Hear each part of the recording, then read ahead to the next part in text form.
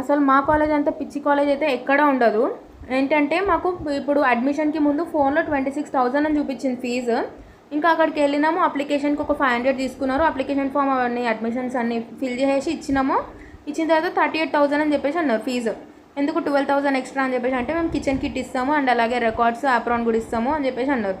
ఇంకా అవన్నీ బయట కొనుక్కున్నా కూడా మనకి 5,000లో అయిపోతుంది కదా, అంత 12,000 ఎందుకు ఎక్స్ట్రా తీసుకోవడం. ఇంకా పోనీలే ఫీజు అని చెప్పేసి అనుకుంటే వాళ్ళు ఇంకా freshers, farewell, annual day, nutrition event, chemistry event, zoology event అని చెప్పి ప్రతి దానికి డబ్బులు 400, 600 తీసుకుంటూనే ఉంటారు పిల్లల దగ్గర నుండి.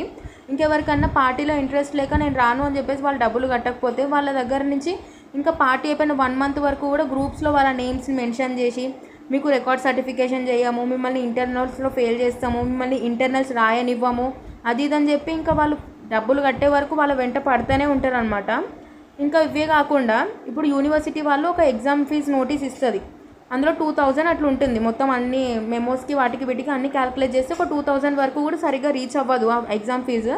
కానీ వీళ్ళు ఇట్లా సొంతంగా పీడిఎఫ్ని తయారు చేసుకొని 3,000 అట్లా వేస్తారు ఎగ్జామ్ ఫీజు. మళ్ళీ కింద ఒక నోటీస్ పెడతారు, పేరెంట్స్ వచ్చి ఫీజు కట్టి వెళ్ళిపోవాలి అంతే, ఇక్కడ ఏం ఇష్యూ చేయవద్దు కాలేజ్ దగ్గర అని చెప్పేసి పెడతారు. అంటే ఇప్పుడు అందరికీ తెలిసిపోతుంది కదా వీళ్ళు ఎక్స్ట్రా ఫీజు తీసుకుంటున్నారని చెప్పి అక్కడ వాళ్ళు పేరెంట్స్ వచ్చి గొడవ చేస్తే. ఇంకా పిల్లలు ఏమైనా అడిగితేనేమో ఓయూ వాళ్ళు అట్లా తీసుకోమన్నారు యూనివర్సిటీ వాళ్ళు స్టూడెంట్స్ దగ్గర నుంచి అని చెప్పేసి అంటారు. ఒకవేళ యూనివర్సిటీ అట్లా తీసుకుందామని చెప్పేసి అనుకుంటే ఫస్ట్ వాళ్ళు నోటిఫికేషన్లో మెన్షన్ చేస్తారు కదా స్టూడెంట్స్ దగ్గర నుంచి ఇట్లాంటి దానికి మేము ఇట్లా తీసుకుంటున్నాము డబ్బులు అని చెప్పి. అక్కడ యూనివర్సిటీ వాళ్ళు ఏం మెన్షన్ చేయరు, కానీ వీళ్ళు మాత్రం తీసుకుంటూ ఉంటారు డబ్బులు. ఎవరైనా స్టూడెంట్ గట్టిగా అడిగితేనేమో మీకు టీసీ ఇచ్చేస్తాం అది ఇది అని చెప్పేసి మళ్ళీ బెదిరిస్తారనమాట అట్లా. ఇంకా నేను కూడా ఫస్ట్ ఇయర్లో ఉన్నప్పుడు చేంజ్ అయిపోదామని చెప్పేసి అనుకున్న కాలేజ్, కానీ వీళ్ళు ఏమన్నారు ఇట్లా అంటే యూనివర్సిటీ గైడ్లైన్స్ ప్రకారం ఏంటంటే మొత్తం 3 years ఫీజుని కట్టిన తర్వాతనే మనం వేరే కాలేజ్లోకి వెళ్ళడానికి ఉంటుందంట. ఇంకా పోనీలే ఒక 2 years కదా అని చెప్పేసి ఆగిపోయాను నేను కూడా.